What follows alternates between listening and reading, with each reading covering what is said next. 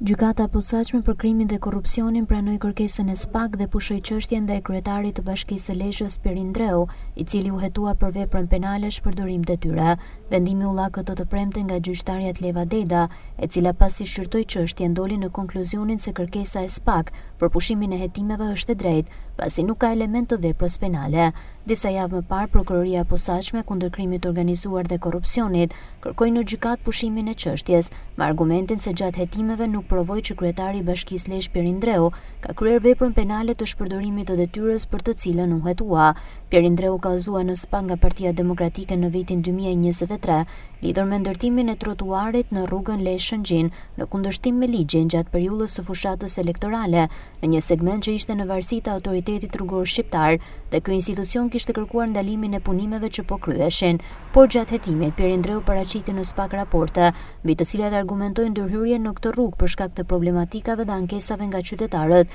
si pasojë e numrit të lartë të aksidenteve, ndërsa në hetim u vuna dhe zyrtar të tjerë të bashkisë, që janë marrë me tenderin për ndërtimin e rrugës.